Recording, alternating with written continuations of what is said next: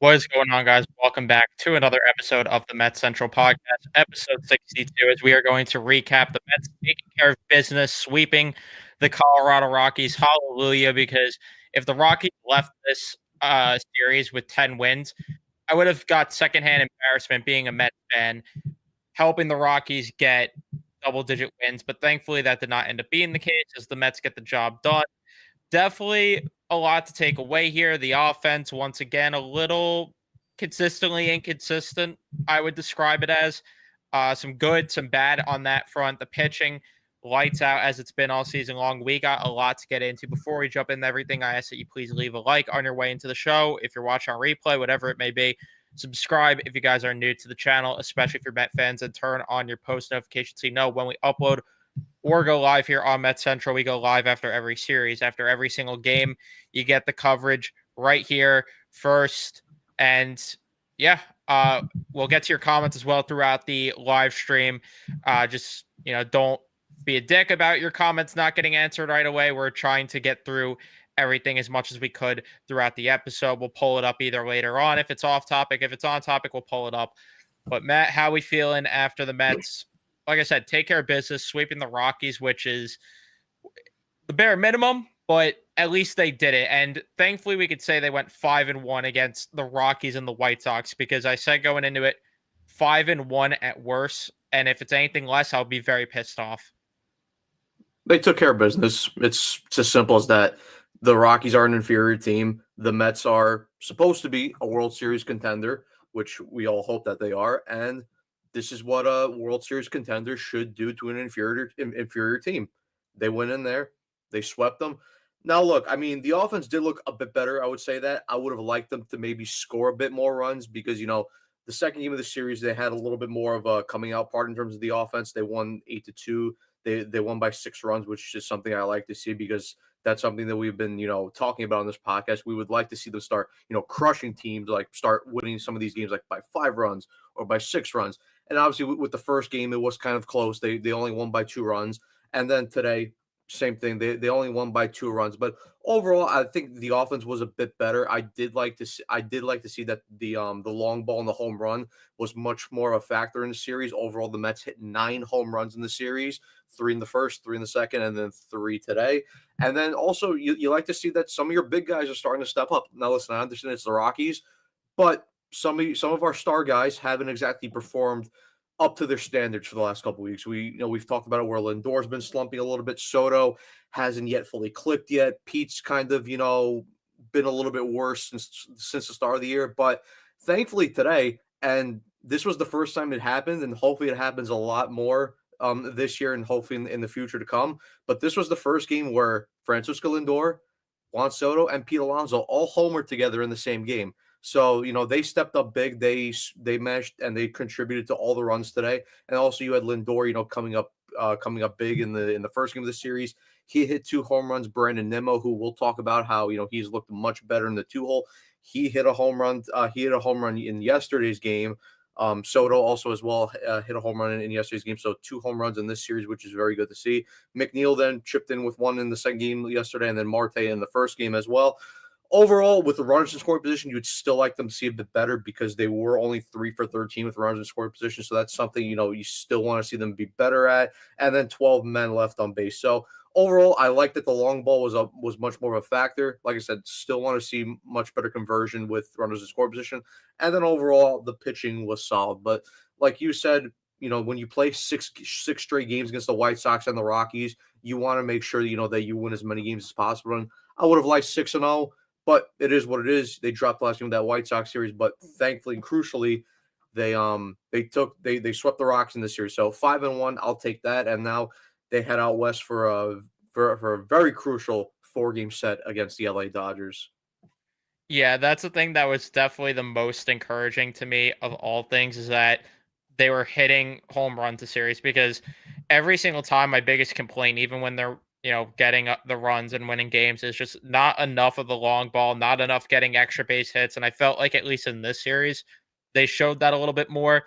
But again, there's just still something missing. There's still something missing that went on throughout the series because, like you said, the inconsistencies of scoring runs in bunches, and it's like early on in this game today, uh, they're going against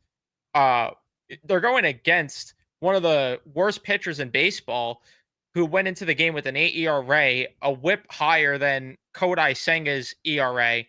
Like, you should be absolutely torching him, and they just looked garbage against him up until they didn't later on in this ball game. So it's just like I feel weird still about the way that this offense is. I'm encouraged that they were at least hitting home runs, but like I said in my post game when they scored 8 runs the other day, none of this matters. And at the end of the day, nothing matters in this series if it does not translate into this upcoming series against the Dodgers or series later this month when they play teams like the Braves and the Phillies, because those are going to be crucial games as well.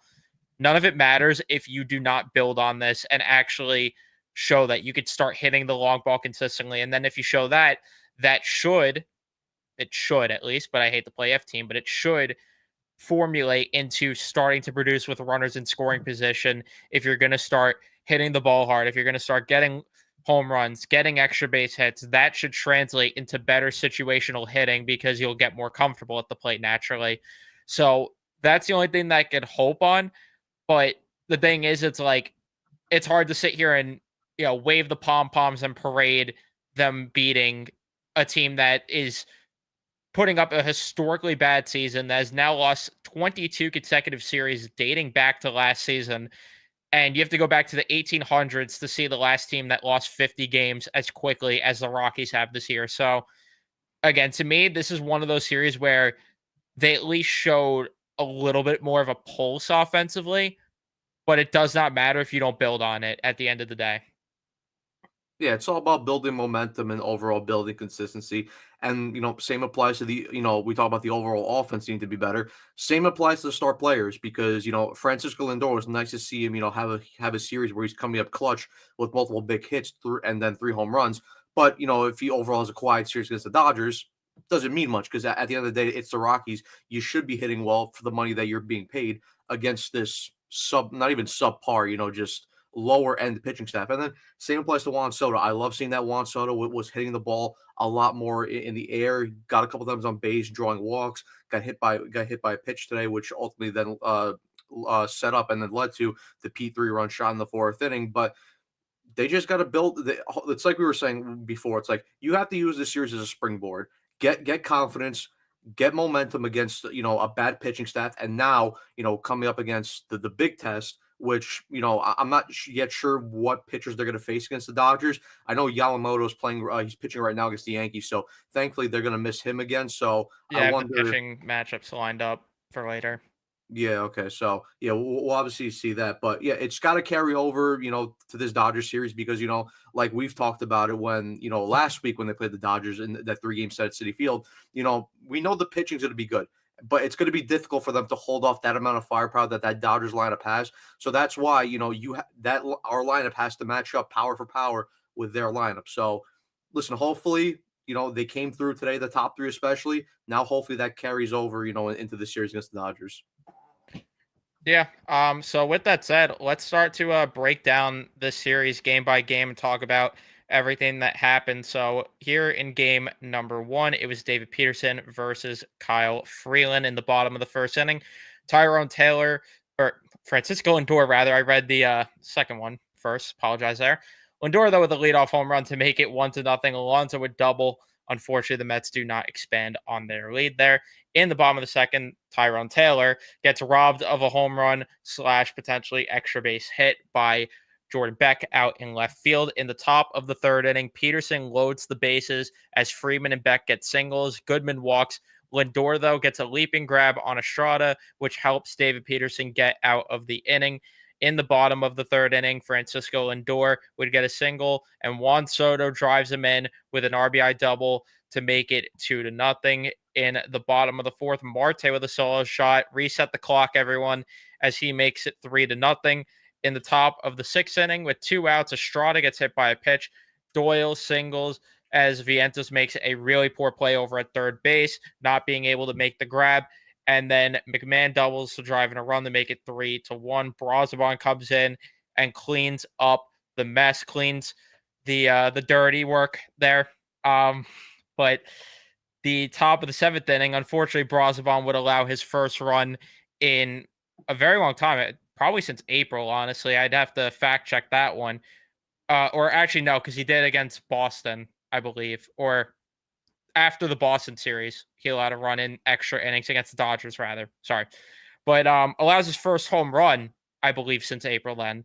And that made it 3-2. Lindor, though, with a solo shot to make it 4-2 in the bottom of the eighth as he responds there. And then the ninth, Diaz strikes out the side to end the game as the Mets hold on to win 4-2 in this one. We go to game number two. Kodai Senga versus Senzatella in the top of the first inning. Ezekiel Tovar would get a solo shot to make it a 1-0 game, but the Mets, credit to them in the bottom of the first, responding right away. Lindor, Nimmo get back-to-back singles there. Soto walks, and Brett Beatty, after Pete Alonso strikes out, would get a base-clearing triple, which made it a 3-1 game. Tyrone Taylor would make it 4-1 with a RBI single. He ends up stealing a bag, but unfortunately, no more damage is done. Bottom of the fourth inning, McNeil gets on. Alvarez hits it to a double play. Lindor with a single. And then Brandon Nimmo makes it 6-1 with a 2-run shot. And Juan Soto would go back to back on back to back pitches to make it 7-1. In the bottom of the fifth, the Mets would get a little bit more traffic on the bases, fail to score there. The top of the seventh, Tovar, McMahon walk, Estrada with a single, which makes it 7-2. And unfortunately, Kodai Senga's day would be done there. Budo comes in to the game. He ends up getting it out, loads the bases, and then gets a strikeout to end the inning. So working out of the jam there. The bottom of the eighth inning, McNeil with a solo shot to make it 8-2. And then Chris Davinsky would come in. He allowed a double, but does not allow any further damage as the Mets hold on to win this one 8-2. And then in game number three, it was Clay Holmes versus Palmquist. In the top of the third inning, Orlando Arcia naturally hits a solo shot to make it 1-0. Because not only former Brave, but the Mets were rumored to show interest in signing Arcia once he got released by the Braves. In the bottom of the fourth inning, Marte walks, steals a bag. Soto gets hit by a pitch. Alonso with a home run to make it 3-1. Vientos with a double, but the Mets would fail to add more runs there as they had no outs after Alonso with that home run. So not getting the contributions from the bottom of the lineup in that regard. In the top of the fifth inning, Keston Hiura gets hit by a pitch. Freeman then hits a home run because the Mets love to get torched by guys with the last name Freeman, and that made it a 3-3 game. In the bottom of the fifth inning, Lindor hits a solo shot to make it 4-3. And then the bottom of the eighth, Soto gets a solo shot to make it 5-3. In the ninth inning, Diaz allows his first hit since early May, but strikes out the rest of the batters he faces to end the game. And by the way, I forgot to mention as well in game number two, the Mets scored over 6 runs for the first time since May 9th versus the Chicago Cubs. So nice to see at least that. But yeah, a lot to take away from the series, a lot to talk about here as, again, the Mets do what they need to, but I'll let you jump in and discuss overall your thoughts with, just further expanding on the conversation with the offense. We saw guys remain to be inconsistent, like Francisco Alvarez. We saw guys start to get consistent. I thought Lindor had one of his best series. I thought Soto had his best series, which again would like to see him do it against a good team to build on it now. But yeah, and then Nimmo looking good in the 2-hole. Overall, though, your thoughts with the offense throughout the course of this entire series, just to expand on it more. I mean, yeah, like I said, they were definitely a lot better, which should be the case against this Rockies teams. But it was at least good to see visually that they looked better. I mean, the big thing for me, I know we talked about it, especially earlier in the year when the lineup was really struggling. We talked about switching up at least the lineup and breaking up the top three of Lindor, Soto, and Pete as well. And we talked about multiple names. Maybe it could be Vientos, maybe it could be Alvarez, maybe it could be Beatty, but the one that's looking the best right now, and we're gonna expand on this more obviously, but Brandon Nimmo has looked very good ever since Mendy has slotted him into the 2-hole. And right now, I think because we've talked about this where, the Mets, they really haven't had like a set lineup per se this year. It's been a lot of chopping and changing guys around the order and then, depending on what position. they're going to play that day. Obviously, the big one right now being at third base right now with the whole Vientos Beatty thing, and even with with Alvarez struggling right now, people are calling for Luis Torrens to start majority of the games, which I do agree with, at least for right now.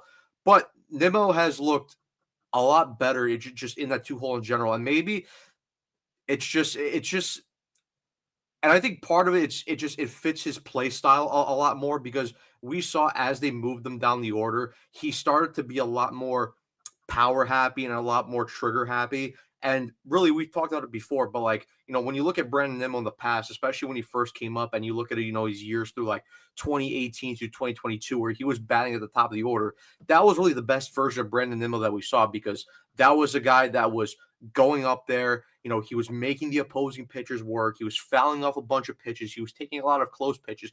And like I said, he was working a lot of deep counts. And then eventually, after he was able to wear down the pitcher, he was able to quickly strike with either, a single up the middle, or, an extra base hit, or even occasionally he would get that home run. But like I said before, I feel that like ever since he had moved down to the cleanup spot and the five spot, he was just being, he went up there with basically no plan. He was being way too aggressive, way too trigger happy, and that's why we saw, a lot of weak contact outs from Brandon Nimmo, a lot of strikeouts, a lot of pop outs, and just not seeing him being as productive as he was, before, like in 22, 2020, 2019, 2018, those years specifically. So I think him being up the order, it just, like I said, it fits more to his overall game style, and it suits him more. And I feel that he's a lot comfortable, and I even see that a lot more, at the plate. And he's also a guy, that you like at the top of the order, because he's a guy with, I know Nimmo doesn't exactly steal bases, and he's never really been a big base stealer as well,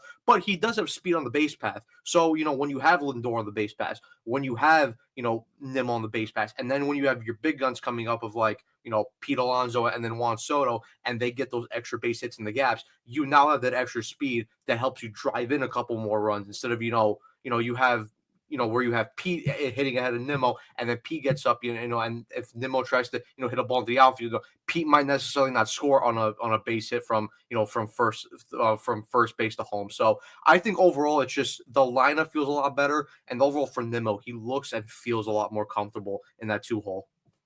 Yeah, the thing that drove me insane is just the fact that he did so well in the two hole in that White Sox series, and then game one against the Rockies, he's not in the two hole. I don't know what we're doing there. And then, naturally he goes back there for game two of the series, and it ends up working out. Just it should not depend on the pitching matchup. It shouldn't, because in terms of the numbers, albeit again very small sample size, with him batting second this season, he's got a 217 WRC plus. He's got a 1,121 OPS, 647 slugging, a 474 OBP, and a 412 batting average. So there is seriously no reason at all to not give him runway here, hitting second and seeing what he provides, and just seeing if he could get comfortable there, which it seems like he already is. It should not depend on the pitching matchups. And I said it in my post game show, and I stick to my guns on this. I think the top five of the lineup should be untouched right now. I think that your top five should be Lindor, Nimmo, Soto, Alonso, Beatty. I think that is the best combination that they have right now. And I know Brett Beatty didn't have the best game today, but with the way that he's been hitting since he's been recalled, I think that he's got to stick around in that five hole and be the guy there. And then you could mix and match with the rest of the order there. Cause at that point, maybe Vientos hits six, or maybe he hits seventh like he ended up doing today. And then Torrens, if he's in the lineup, bat six. And I know he didn't have a good game, but still I'm comfortable with him hitting in that part of the order. But yeah, like to me, it's just a no-brainer that you gotta stick with Brandon Nimmo in the two hole. It just that like you said, it really just fits his tools a lot better. And we were calling for a lineup change early on, because it felt like with the three guys, the big three stacked at the top there, you were kind of you weren't lengthening the lineup enough. You weren't spreading the love enough, if you will. You had to lengthen it a bit, and now that's what it feels like with Nimmo there in the two hole. So hopefully that's something that they keep on going with. In terms of things that don't need to keep on going, we'll get into a little bit of the bad with certain individuals because there are two individuals I'm looking at after the series, especially one of them where I think he should be Syracuse bound anytime now. That being Luis Angel Acuna and Francisco Alvarez. Of course, Acuna, I'm talking about being sent down. Not a good series again for Acuna. Francisco Alvarez almost got beat out on a hit towards right field. Just overall, your thoughts, but not good stuff from them. All I could say is that uh, to me, again, the decision is easy when Mauricio comes back, but they're going to have to make a lot of tough decisions because you don't want Mark Vientos rotting on the bench. Jared Young, they seem to love him enough to put him in the lineup a decent amount. So I don't know how they manage the playing time here with certain individuals. I mean, I think for me, like I'll get into Alvarez, but I think the swap is easy. You know, it's obviously it's going to be Acuna for Mauricio, and look, just based off Acuna's play, most recently, I understand that he won. I think he won rookie April of the month, but ever since April and since the calendars flipped to May, he hasn't looked right, especially at the plate, because we know the defensive tools are there and we know that the speed is there, but that's really not enough for him to currently stay up at as it is because like with his speed, right? Because obviously, like he's a threat to steal a base, especially if he comes off the bench as a pinch runner, right? But if you really want to use your speed, you have to be able to get on base. I mean, that's an essential part of the game. That's how you score runs. You have to get on base, and it's just right now whenever he gets up to the plate, it's like he doesn't really walk that much because part of Acuna's problem is he's a free swinger. And that's a big problem that we saw specifically in the Dodgers series, more so in the first game when the Mets had plenty of opportunities to walk off that game in the bottom of the ninth and extra innings.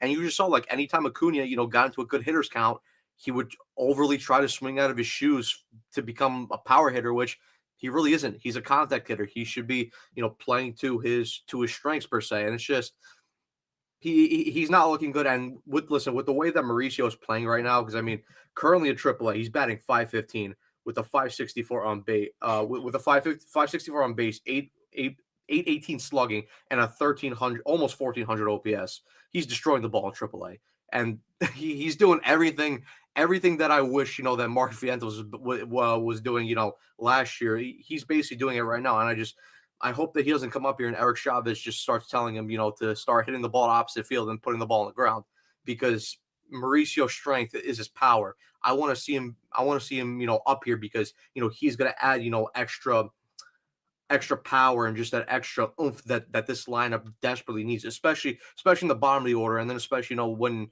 your top guys are not necessarily performing like we have seen over the last couple of weeks. So yeah, I mean, obviously that's the easy swap right now, Mauricio for Acuna, and then with the others, right? I mean, with Vientos, you shouldn't send down Vientos. I still think that he's too valuable to send down per se, and I know he hasn't been playing well, but I still think there is something in that bat to where I'm not ready to say let's send him down to AAA because I still think he could be a long-term DH solution. You maybe until the trade deadline because I know we'll see who's exactly going to become available when trade deadline time rolls around. So I'm still up on Vientos and keeping him around.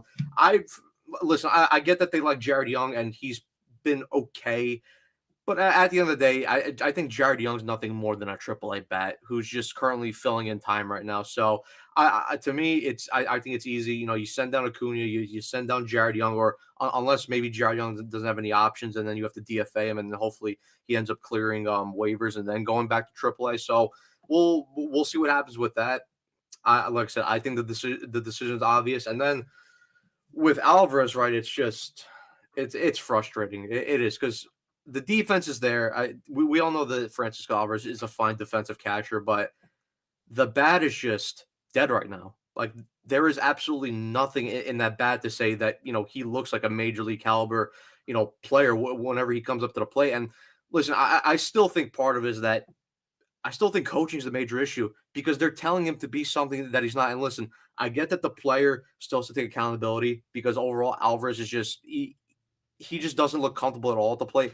But like I said, when you're being coached to be something that you're not, and your coach is basically telling you to not use your tools and not use your strength, you become lost all of a sudden because like and like we were saying, like we talked about this before, but sending him up in batting practice before the game, and then he faces 35 pitches, and you're making him hit 33 pitches to opposite field when he should be pulling the ball and hitting for power and using the tools that we saw him use when he was coming up to the minor leagues and what we saw in his first year in 2023 when he hit 25 homers. Like you're just totally misusing him, and it's clear that he's lost and he has no confidence because it seems like every single at bat, he's taking the pitches that he should be crushing. He's chasing breaking balls out of the zone, and anytime he does, hit something right down the middle, he's hitting it into the ground for light contact. That ends up being an easy ground ball. So listen, I don't know what the solution with Alvarez is. Maybe you send him down to AAA. Maybe you ride him on the bench for a little bit till maybe he figures out like something in his head. I don't know, but the kid just looks absolutely lost right now. Yeah, some of the comments here we'll get to relating to this conversation. Stanley saying that Acuna should be sent to AAA to get more playing time. That I agree with entirely because to me, and I know what Pablo is saying that like he finds value in the speed and defense off the bench, but like Matt was saying, the speed does not matter if he's not getting on base. So you effectively have Terrence Gore then at this point, and to me that doesn't serve it serves a purpose, but not to a kid that you're trying to develop to be more than that. Like if he was some veteran player, I would be like, okay, fine. Like you could keep him around and that's just what he is. But this is a kid that you want to develop to fill in the margins at second base so you don't have to pay a premium for a second baseman. So to me, it's like you might as well send him down at least and maybe boost trade value come the deadline to help you get a bigger piece if you're not going to utilize him every day. And I mean, I agree with this, and Mauricio should be up here playing second base. Um, Brian, I'll get to your comment later on, which I starred just because we'll get to that conversation later on. And then in terms of the catcher conversations, yeah, we got Pablo saying Terren should be there. Will White saying that Alvarez shouldn't be getting a bulk of the catching. Terren needs to start more. 100% agree with everyone saying that. And I've been saying it for a bit now. Terrence is playing better defensively. He's calling games better and he's hitting better. The only thing that I could say, and this is where you have that tough line where you want Alvarez to play every day to get him right. And that's where it's tough because it's hard to figure out that fine line between the two things where you're trying to develop Alvarez into what he was hyped up to be. But at the same time, you need to play the hot hand. You need to play the hot hand. So I get why they're trotting Alvarez out there every more times than not. But it's getting to a point where it's tough to argue it when every time Torrens is in the lineup, he's making an impact. It's tough to say it. And in terms of the Vientos thing, at this rate, I've been saying it for the past few weeks. I think at this rate, he's gone by the deadline. I really think he's gone at the deadline at this rate because he's not giving you, you're not using him every day.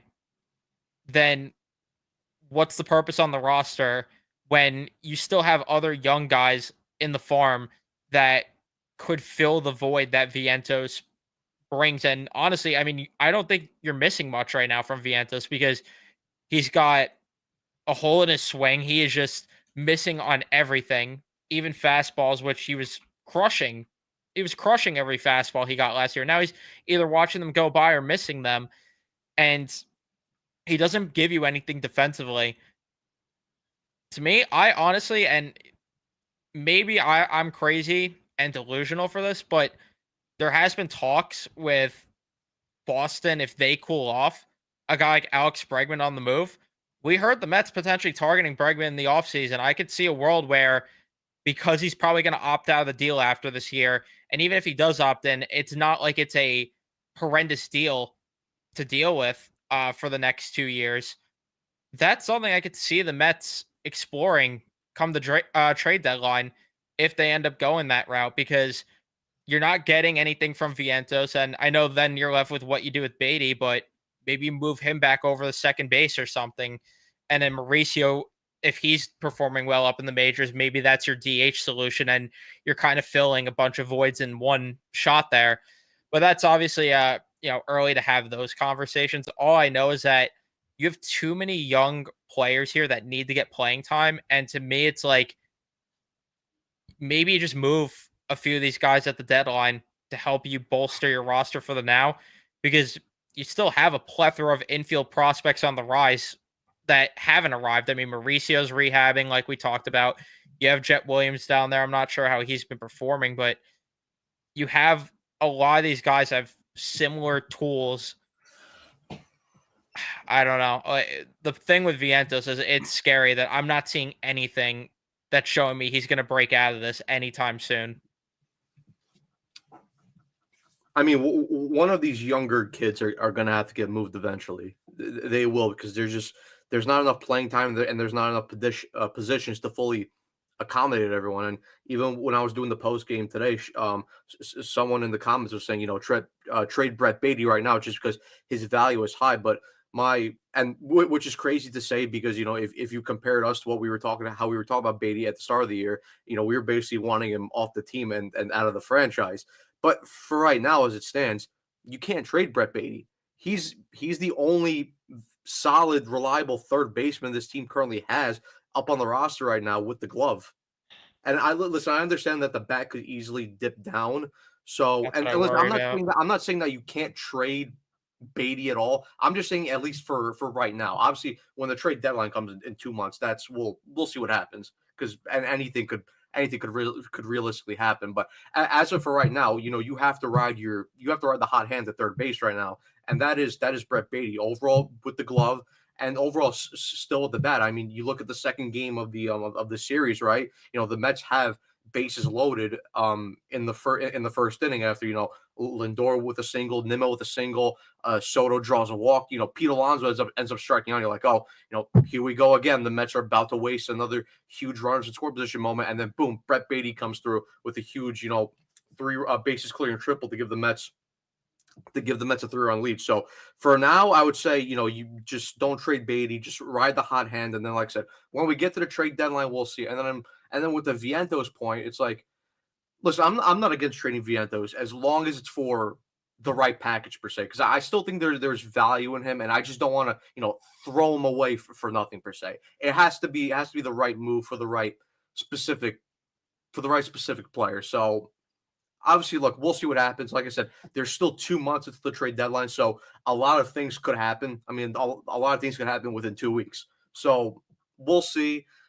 I just like I said, I still stand by this stat, and like what you said, one or two of these young kids are going to have to get moved eventually, just because there's not enough positions or playing time to fully accommodate everyone.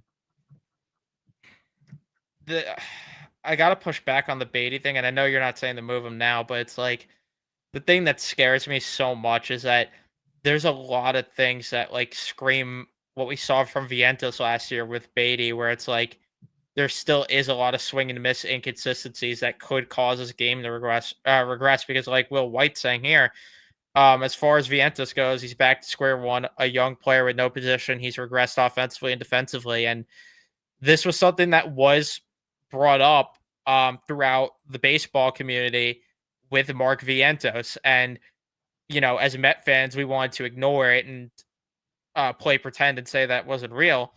But the reality is, there was so much swing and miss stuff last year that showed it might not be sustainable what Mark Vientos gave last year, as much as we love what he gave last year. And sure enough, pitchers might have just figured him out. And, I'm kind of at a point where if he figures out how to be a consistent baseball player elsewhere, good for them, because I just don't see it working here, especially with this hitting coach and especially with the lack of playing time to go around for all these players. So that's something that they'll address then. I'm sure they're going to have conversations about it. But, Will's right about this one that just like you're kind of back to square one with Vientos entirely. And if anything, I would say you're at a in a worse spot because at least in previous years, like he wasn't he was bad defensively, but he was not this bad to where he literally could not even play the field at all. And anytime he does, every single game he makes a mistake. It's not like it's every once in a while or a couple times a week. It is every single time he takes the field for a game and plays third base that he's making a mistake. So I don't know. I'm just very worried here. And I get this as well, Ray. And that's what Matt was kind of saying before with Mauricio, that the hitting coaches will make him take a step back. But at the same time, if you need more offense, you need more offense and you got to try something. And it sucks that we're in that position where we have to worry about the hitting coach screwing things up here. But that's where we are. And then I wanted to address this because it relates to the conversation a bit. Why does it feel like Mendoza's constantly doing musical chairs with the lineup of players? Shouldn't we have a constant 6 to 7 guys by now? You would think.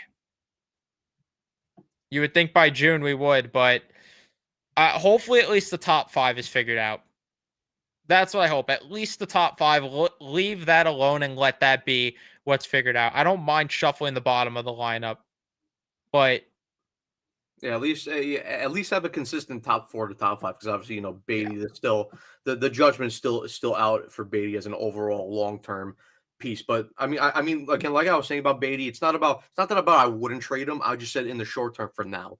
Trade yeah, deadline, that's another discussion. Like I said, that's 2 months away. A lot of things could happen. So, but at least for because the guy that was commenting, he said trade him right now. I'm like, can't really trade him right now per se. yeah. Like, No, for what? Like yeah, that's the thing. yeah, so just but like I said, short term keep Beatty. Obviously, trade deadline. Long term, we'll see what happens. And then even with the Vientos thing, I mean, with the defense, I know we've talked about this many times on previous podcasts, but even with last year, and I've said this before, like Vientos last year, defensive wasn't even bad. I thought he was reliable. And listen, he was nowhere near Gold Glove, Platinum Glove, like the defensive caliber player, but he was reliable. He was consistently making plays. It's just this year, I don't know what's going on. Maybe if it's just an overall confidence thing, he's bringing the bad onto the field, and that's affecting his defense, or maybe even if it's a bad glove and he's taking it into the box and it's affecting him offensively. I don't know right now, but like we were saying about Vientos, we'll see what happens when trade deadline time rolls around. Because like I said, I'm not opposed to trading Vientos. For me, it's has to be the right package, or for the right player per se. And I've said this a few episodes ago, Pablo. I don't understand either because to me, it's like if these guys are going down the AAA and hitting so much better, I know the competition of the league is different and everything, but when the hitting philosophy is what I should say appears to be different between what the guys are doing in AAA versus what they're doing up here. Why is the AAA hitting coach not the big league hitting coach? I mean, I don't know. Maybe I'm wrong there about that one, but to me, it at least appears every single time Brett Beatty goes down there, he's starting to pull the ball. He's starting to hit extra base hits and getting some hard hit balls. Mark Vientos last year, same sort of deal.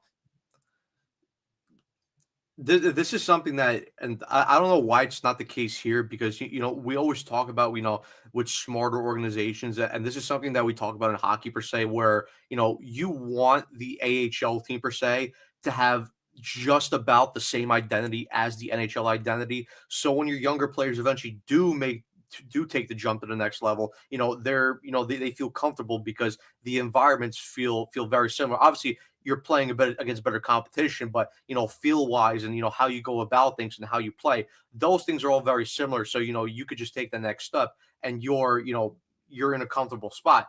I don't know why the hitting philosophy in AAA is, or I don't, oh, yeah, I don't know why the philosophies are so much different compared from AAA to MLB. To me, they should be the same. So we don't have to have this worry about Mauricio where he's killing the ball in AAA, but then we fear that once he takes that next step to the major leagues that guys like Chavez are going to try to change around the swing to where he's more, instead of hitting for power and hitting for hard contact, he's looking to hit more ground balls and hit more to the opposite field when we know that's not Mauricio's strength. Same applies to guys like Alvarez. So it's just that doesn't make sense to me, and I hope eventually one day that does get fixed to where everything is lined up perfectly and the same, because that's the way it should be at least.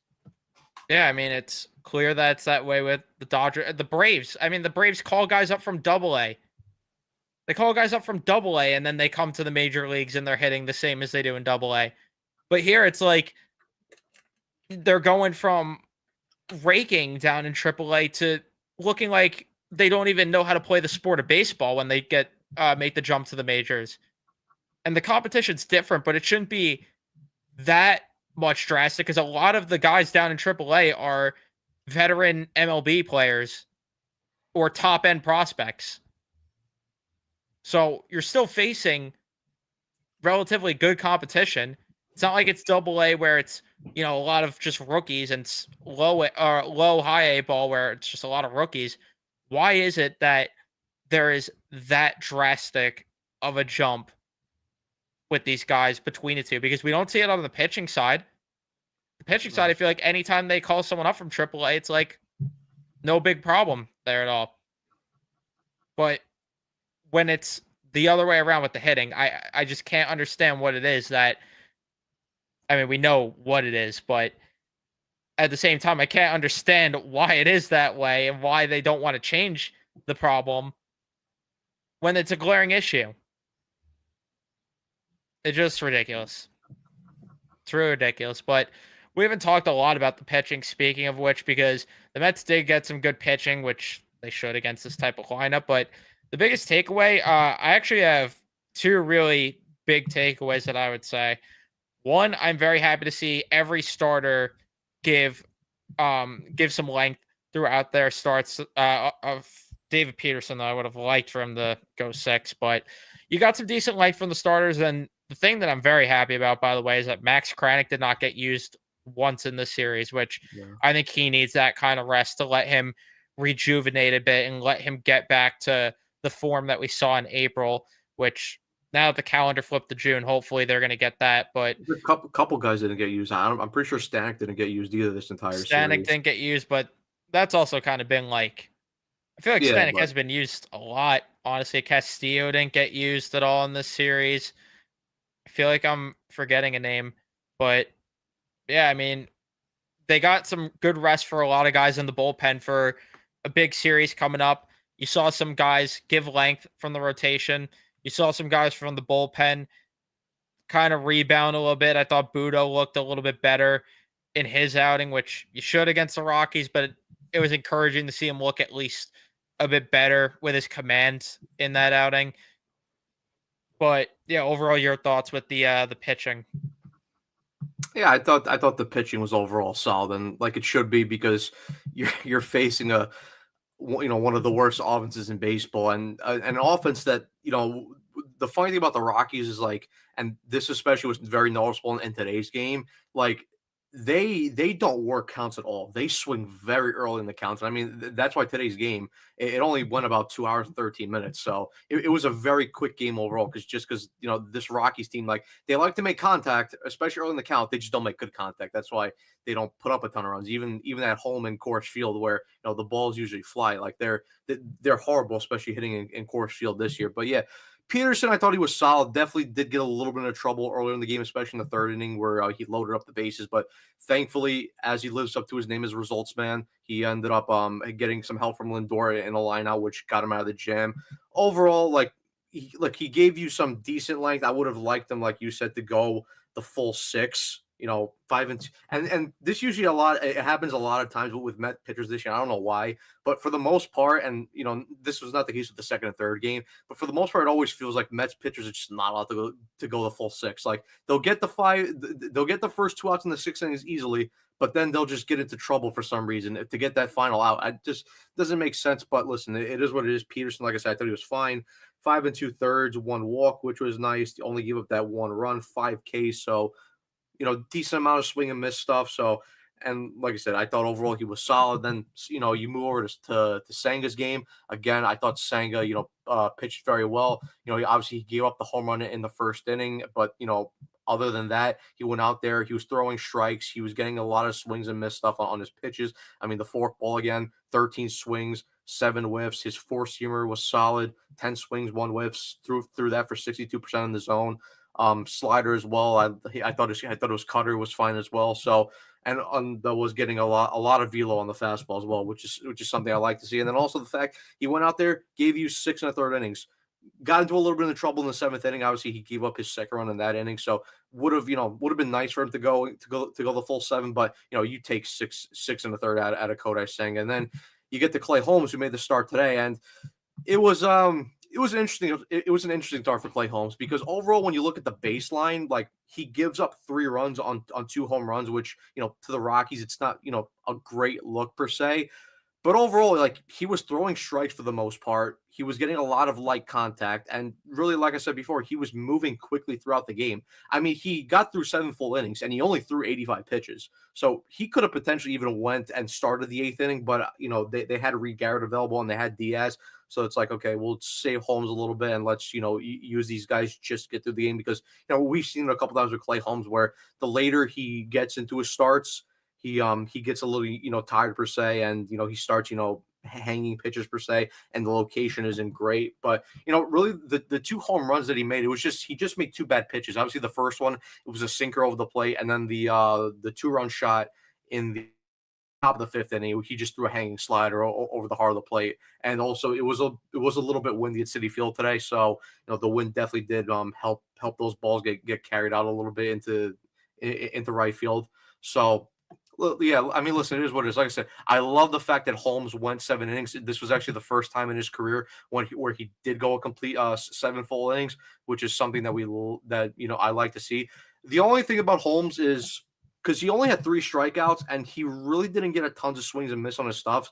Obviously, the sweeper, which is the pitch he threw the most today, well, that and the sinker, he both threw it 25 times. But only 12 swings, 4 whiffs on his sweeper, which I like. But then on the sinker, I like the location of because he threw it 80% in the zone, but only 16 swings, no whiffs on that. And that's something that we've talked about with Clay Holmes, especially these last couple starts, where his swing and miss stuff hasn't really been there, and that's something that we liked about him, especially in his early starts, and then the start that we saw him in spring training. He was generating a ton of swings and misses, but he's becoming more a bit of a contact pitcher, just generating a lot more, light contact and stuff. And the home runs have started to, come up to hurt him a bit because through I believe it was like his first 7, 6 starts, he Seven didn't or go, eight. yeah, 7 or 8 starts, he didn't give up a home run. And I think over his last couple starts, he's given up like 6 home runs, which because and then now because Holmes is not going to pitch any of the Dodgers games, but he will be pitching one of the games in the Rocky series at Coors Field. And part of the reason why I want to see him start, getting more swings and miss stuff because you put the ball in the air in Coors Field, it's gonna fly. And if the home run ball's starting to hurt him now, that's something that could potentially hurt him a lot in the start at Coors Field. So other than that, I thought Holmes' outing was fine. Like I said, I liked him going 7 innings. Would have liked to see a bit more swing and miss stuff. Like I said, the 3 runs, not pretty, but it was only 2 bad pitches that he made. So overall, with Clay Holmes, I thought he was solid. Yeah, just continuing to get encouraging signs from this pitching staff altogether, and it was nice to see at least getting some use from Davinsky before they activate the guy that we'll talk about in the preview, and they might have potentially more help on the way because Brian was commenting it earlier, which I was going to talk about that Nunez has had 4 scoreless outings out of 5 since he's been sent down, and in 3 of the 4 games he did not allow a hit. So a lot of encouraging signs on that front in terms of Nunez potentially coming back, which I think they rushed him a little bit last time, which it was fairly obvious. It was obvious too, even looking at the numbers, because he was walking a lot of guys down in Syracuse. Where now you're starting to see him look more like the reliever that we saw last year. So hopefully, as that translates a little bit, we'll see him up in the major leagues. But yeah, overall, just again another good series for this pitching staff that continues to build on it. I mean, Reed Garrett, great, and then the biggest thing for me is that Edwin Diaz looks Mhm. like 2022 Diaz right now, allowing his first hit today since early May. That's encouraging. And if you're gonna allow a hit, let it be in a game that you're not gonna blow. So I'm not gonna complain at all about that. So yeah, just overall encouraging signs with the pitching in the series. But do you have anything else to talk about with this series before we preview the Dodgers series? Yeah, I mean, obviously with Nunez looking like he's going to come up soon, and especially since he's looked better in AAA. I mean, that is big news because this bullpen does need a bit more help per se because we have been overusing a couple guys. Like we start to use Reed Garrett a bit more, and rightfully so because he's been one of our best arms out of the bullpen this And year. he's changed And my then life for the better. yes, he's changed your life so much that you're starting to tweet in Spanish and French, which is very interesting to see. But no, he's been excellent. Like ever since he's got his command back, especially on his cutter, he's looked and been a lot. He's been very unhittable. And then with Edwin Diaz, I mean Diaz just looks he's locked in right now. And like you said, this is the closest thing that we've seen to 2022 Diaz because even though the velo is not exactly there to where it was in 2022, he's still generating good velo on his stuff. I mean, with the fastball, he still touches about 99 miles an hour. Like today, he maxed out at 98.9 miles an hour, so just under 99, which is nice to see. And he's generating a tons of swings and miss on his fastball. And then the slider as well. The slider looks nasty. It's getting a ton of movement, and like I said, it's getting a ton of swings and miss. Because I mean, today out of the bullpen, through the four seamer 12 times, slider 5 times. The four seamer got 5 swings, 2 whiffs, and then on the slider 3 swings, 2 whiffs, and then even like something we talked about with his command. I mean, the fastball, which was a pitch that he couldn't command at all at the start of the year, threw a 50% in the strike zone today. So it's good. It's good that he's locating. It's good that he's generating the tons of swings and miss on his stuff, and it's good that the velo has gone up a bit higher than it was at the start of the year. So listen, we need Diaz to be locked down in the back of that bullpen. So I'm glad that he's looking a lot more like the 2022 Edwin Diaz that we saw back those three couple years. Yeah, definitely encouraging to see from him. But let's preview now what's coming up against the Dodgers as another series. Very weird the way they scheduled these games where they played the Dodgers, had a White Sox series between this and the Rockies, and now they play the Dodgers again for 4 games and play the Rockies again. Very weird scheduling, but that's the MLB for you. But either way, let's talk about this preview coming up as they will, like I said, play a 4 game set here versus the Dodgers.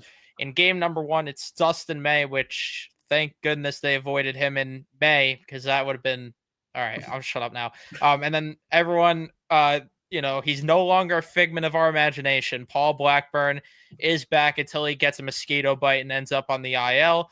He has returned. Everyone just I'm going to say in advance, I'm sorry for tomorrow's post game when I'm inevitably ranting about Paul Blackburn getting his tits lit by the Dodgers. But Dustin May, 3-4 on the year, 4.20 ERA, a 1.24 WHIP. So that is someone that you should be able to beat up on a little bit.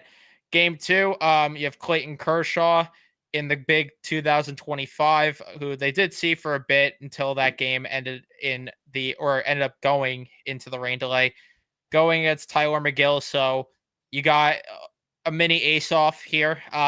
Kershaw with the 0-0 record, a 4.91 ERA, a 1.55 WHIP for Clayton Kershaw, and then Tyler McGill is 4-4 on the year, 3.52 ERA, and a 1.36 WHIP. He won't be pitching in cold weather, so you better believe that you got to send a prayer that somehow the Mets bring in a couple of fans to blow onto the mound so Tyler McGill feels acclimated a little bit.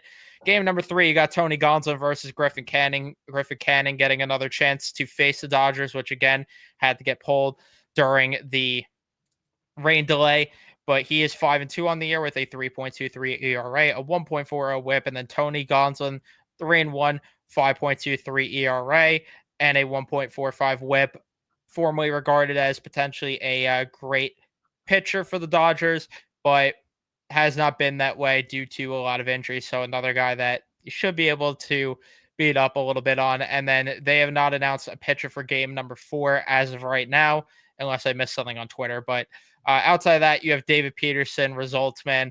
going on the mound for the Mets, who is 4-2 on the year, a 2.69 ERA, nice, a 1.26 WHIP. So hopefully the results will be brought out to sunny LA as the Mets look to, hopefully be closing out a sweep in that game, which I don't think they're going to sweep the Dodgers, but hopefully, you could hope. I didn't think they were going to win the series I just had against them.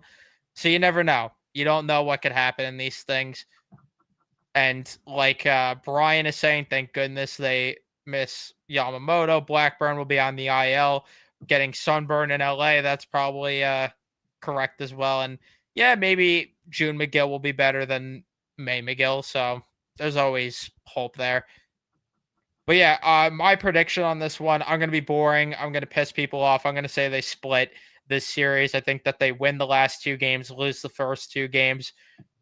Uh, Sorry, I just don't trust Paul Blackburn against that Dodgers lineup, which, those sweats over there in LA. Mookie Betts making sure he comes back for this series, but didn't want to play the Yankees. Those sweats over there. And Tyler McGill, I mean, I don't know what you're going to get from him. And then leave it to the Mets to make 2025 Kershaw look good. But I think the last two games, I don't know who's pitching, like I said, for the Dodgers in that one, but I think they should be able to do it. Results man's results man. Canning is canning. So I'll say a split. Yeah, I think the split is ideal. I think that's. I mean, listen, Mets sweeping. I think that's best case scenario. But I'll take I'll take a split in LA. I mean, obviously, like we talked about with the first two games. I mean, you don't know what you're gonna get from Paul Blackburn because I mean he is facing that dangerous lineup. I mean, listen, somebody asked me today earlier on the post game about do I trust Blackburn and what do I think they're gonna get out of him. Do I trust Blackburn against this lineup? No, I don't. Listen, best case scenario for Blackburn, give me 5 innings and where he only gives up 3 to 4 runs. I will take that out of Paul Blackburn right now. And then, like I said, it's up to the offense whether they want to step up and actually contribute and hit. Because Dustin May has talent, but he is a very hittable pitcher. So I do agree with you. I think they do lose the first two, even though the second game is an ace off. I mean, this is like an older version of Randy Johnson coming up against prime Max Scherzer. I mean, what a pitching matchup that is. And then I mean, listen, the third game, Canning, got roughed up a bit against the White Sox, so he definitely wants to have a good bounce back outing. And then Tony Gonsolin, he's a guy that is very hittable. The Mets did had some solid success off of him in the start against them at Citi Field, and then he did recently just get beat up against the Yankees pretty good until the Dodgers offense, of course, exploded and they were able to come back. And then Peterson, we saw how he did in the start that he had against the Dodgers City Field. He looked really good, and he basically shut down that Dodger lineup. So we'll see if he can replicate that per se. I know I'm saying he has to do the exact same thing, but at least give a solid, reliable outing. And then I mean maybe for the Dodgers in that fourth game, maybe it's a guy like Landon Knack who starts that last game. I don't know. We'll see. But I agree with you. I think they'll lose the first two, and I think they win the next two. Just get a split. I'll be fine with that. Yeah. And then the last thing we'll touch on, just because someone asked the question in the chat, which the answer is we're going to have the same answer to this question, but it's not going to happen. From Stanley here, would you trade a package of prospects for Paul Skeens? If this was, bar talk on Big Yeah. Apple Hockey, I would be saying to get the hoop right now because I would want them to trade the moon and the stars to go get a guy like Paul Skeens. But unfortunately, that's not realistic at all. I don't think the Mets have, unfortunately, anything that the Pirates would want because you'd probably have to move both Sproat and Tong in the deal. You'd have to move guys like Mauricio Williams and maybe one other prospect there to at least get a conversation started.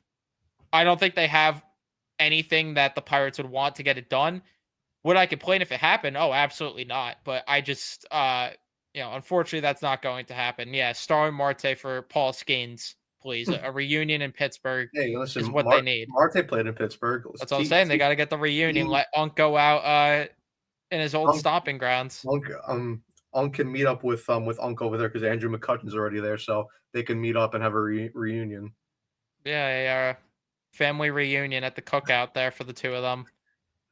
No, I mean, look, I would love it if Paul Skeens were to become a Met, but unfortunately, as of right now, that is unrealistic because even their GM or somebody within their organization said that they are not trading Paul Skeens as of right now. Now, look, I think eventually that will change because Paul Skeens, he's not going to complete his career as a Pittsburgh Pirate unless they have an ownership change and they have a guy who is going to buy that team and willing to spend.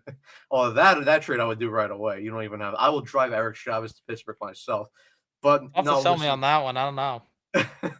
But no, but listen, unless there's a ownership change in Pittsburgh, Paul Skeens is not finishing his career in Pittsburgh. It's not going to happen. He is probably going to get traded eventually one of these years, probably later to when his controllability starts to lessen up because I think what he still has like 5 more years of overall control left because this is only his second full year in the major leagues. So he still has plenty of time. And I mean, listen, if he ever were to get traded, you probably see a package of like what Juan Soto was traded for when he got traded from the Nationals to the Pirates. I mean, not to the Pirates, to the Padres. It would be a huge package. Pause. So, yeah. And then I mean, listen, if a team were to trade for him right now, it obviously would be the Dodgers because of course they would because they just have a rolling machinery of freaking of prospects. It's like the freaking Droid Factory in episode 2 of Attack of the Clones. That's just how they freaking develop prospects like that. But no, listen, like I said, it eventually one day Paul Skeens is going to hit free agency, and I think that's probably when the opportunity the Mets will have a chance to get him, or maybe listen under David Stearns, and they've talked about this where they develop they upgrade the farm system to get to a point like where they are with the Dodgers. So maybe one day the Mets could make a trade like that and they could get Paul Skeens, in like 2, 3, 4 years. So we'll see. It's just not gonna happen now, even though I would love to see him in a Met uniform pitching in Queens. I also think the Tigers could actually put together a very good package as Yeah, well. Pause to get Paul Skeens just because they could give like a guy like Jackson Jobe, one of their young pitchers there. Max Clark could be in the deal. Some of their other prospects they have. I think they could honestly put together a good deal if it's not the Dodgers. So we'll see. But realistically, I think Skeens isn't going anywhere for at least 2 more years. yeah, And I mean, we did see that everyone's on the table except for Cruz and Skeens, which we'll do trade deadline target streams down the road as we get closer, like the middle of June, end of June. Maybe we'll start doing that. Definitely All Star break. We'll talk about that stuff just because we'll need to have some sort of content out, and why not talk about that? But if we were gonna talk early deadline targets, if you were gonna talk to Pittsburgh, I mean, a couple names that I would take a look at there. I saw someone say Bednar on Twitter, which is something I'd look at because I think the Mets would be a team that could fix fixes them. Bednar. I know that he has not been sharp over there in Pittsburgh, but again, with this pitching lab, uh, I don't see a world where the Mets don't fix him. And to me, it would be similar to the Dodgers getting Michael Kopech this past year, where the guy had like a 5.3 ERA going to the Dodgers, and then the Dodgers ended up fixing him, and we saw I him mean, be I mean, even what they did right now because they just got Alexis Diaz from the Reds, and they're probably going to turn him into a shutdown reliever. that's how. I mean, we'll see if that works out, but at least with Kopech there, yeah. I mean, they did that. Um, I would take a look at Caleb Ferguson as, left-handed arm for the bullpen. And a name that Met fans probably won't want to hear me say, but I'd take a look at is Andrew Heaney for the rotation. I think he could be a good innings eater. He's someone I wanted when he was still on the free agent board late in the offseason to, add a little bit of depth, especially once the injury started kicking in. Maybe explore him. Not that I'm trying to tell you that Andrew Heaney would be a great fix. I think they need to go more in the top echelon for starting pitchers, but it's an option there. It is an option. Yeah, Heaney, because I was watching the game earlier. Heaney actually pitched today for the Pirates against the Padres, and he went 5 2/3, only gave up 2 runs. So he's been solid this year, only a 3.39 ERA. So it's definitely someone to take a look at. But I mean, yeah, well, obviously, like you said, once we start to get closer towards the deadline, because it's still 2 months away, but like middle of June, start of July, that's definitely we're gonna have to start putting together our ideas and thoughts. Yeah. And then mock trades to go along with it. So we'll be doing all that later on, though. That's definitely a conversation for another time. But yeah, I think we'll wrap things up here. So thank you everyone for tuning in and watching. Leave a like if you enjoyed. Subscribe if you guys are new to the channel, especially if you're Met fans. Turn on your notifications so you know when we upload workout live. The post games gonna be a little bit annoying to do. I always hate doing these West Coast post games really late at night, but just because less interactive with the chat, I feel like less people are up for that, unfortunately. But either way, you will be getting the post games right after every single game throughout these series. So thank you everyone for watching. Leave a like if you enjoyed, subscribe, turn on your notifications, and we'll see you guys in the next one.